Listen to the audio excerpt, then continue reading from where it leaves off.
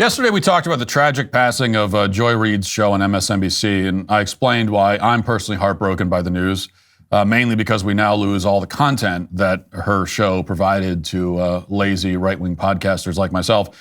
And but we now have Joy's reaction to this news, which we didn't have yesterday when we talked about it. And it is everything that you would expect and hope for, minus the smoke detector beeping. Here it is. My show had value, and that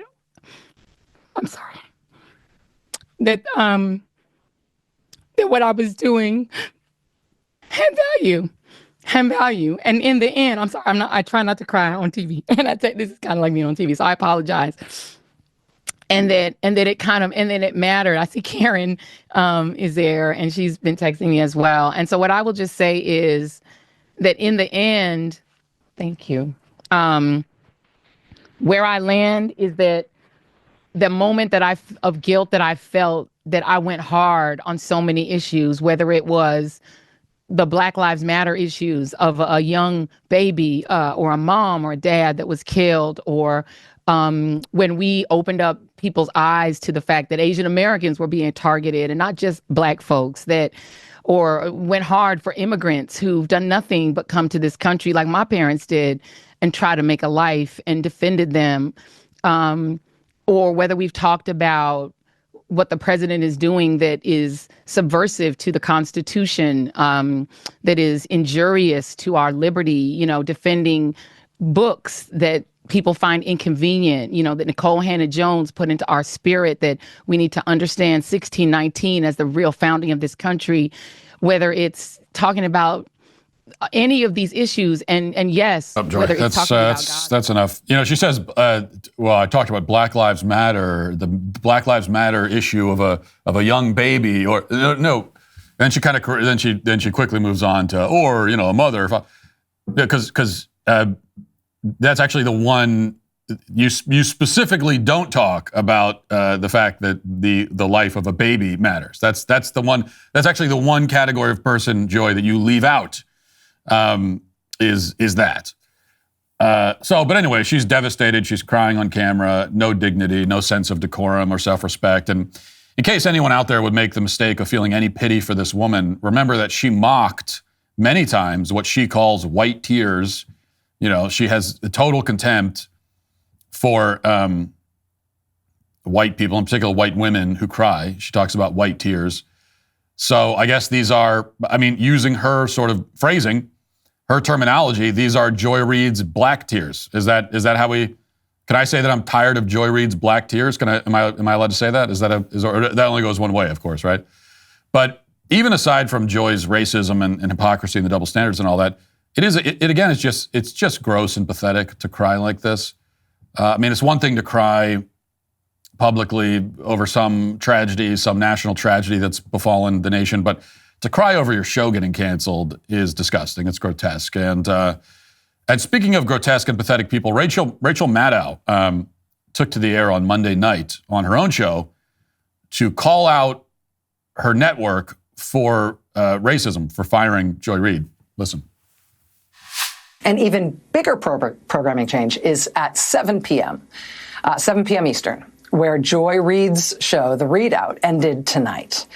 And Joy is not taking a different job in the network. She is leaving the network altogether. And that is very, very, very hard to take. I am 51 years old. I have been gainfully employed since I was 12. And I have had so many different kinds of jobs, you wouldn't believe me if I told you. But in all of the jobs I have had, in all of the years I have been alive, there is no colleague for whom I have had more affection and more respect than Joy Reid. I love everything about her. I have learned so much from her. I have so much more to learn from her. I do not want to lose her as a colleague here at MSNBC. And personally, I think it is a bad mistake to let her walk out the door. It is not my call, and I understand that, but that's what I think. I will tell you, it is also unnerving to see that on a network where we've got two non-white hosts in primetime, both of our non-white hosts in primetime are losing their shows, as is Katie Fang on the weekend. And that feels worse than bad, no matter who replaces them. That feels indefensible, and I do not defend it. So it's unnerving, she says. Unnerving. It's unnerving and indefensible to fire a non-white host. I guess if you have a non-white host, you just are obligated to keep them on the air indefinitely, no matter how far their ratings sink, which of course is, so all you're doing is hurting the cause of non-white TV hosts, because then the lesson you learn from that, if your TV network, is like, well, we better not hire any non-white people to host any shows because we're not allowed to fire them ever. And when it comes to ratings, by the way, Joy's ratings were really bad. I mean, like, just in the key demographic, which is all that really matters to the cable news shows, 25 to 54, the key demo.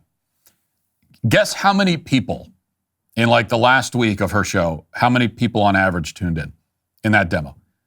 60,000. 60,000 people in a key demo. Okay, that's like nobody. I mean, if we put up just a YouTube video and it gets 60,000 views, we're like, well, that didn't really work. You know, and that's just for a YouTube video. This is a prime time cable show, 60,000. And that, you want to talk about indefensible, that is indefensible. Those are indefensible ratings if you want to keep your job.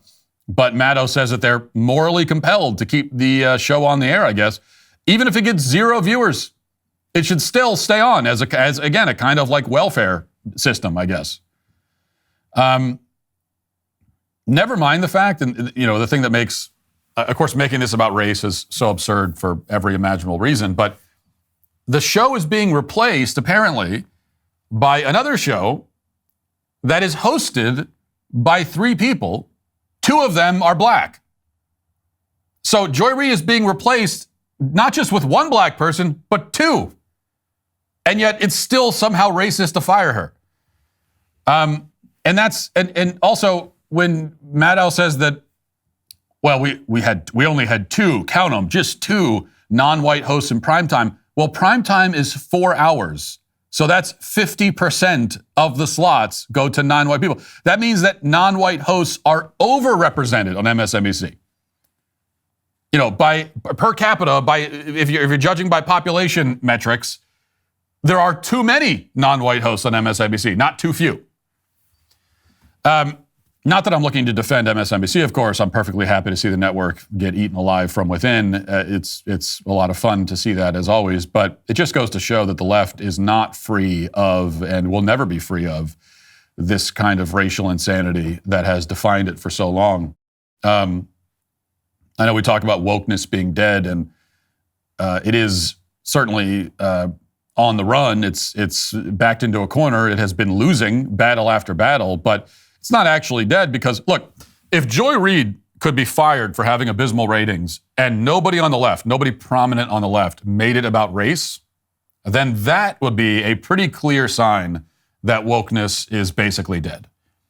That didn't happen. Instead, they all did exactly what you knew they would do, which is make it about race right away. No hesitation. So this is who they are. It's how their minds work. It'll never change. If you'd like to see what else I have to say, you can access my full show by going to dailywire.com or by going to the Matt Walsh Show Twitter page. Hope to see you there. Godspeed.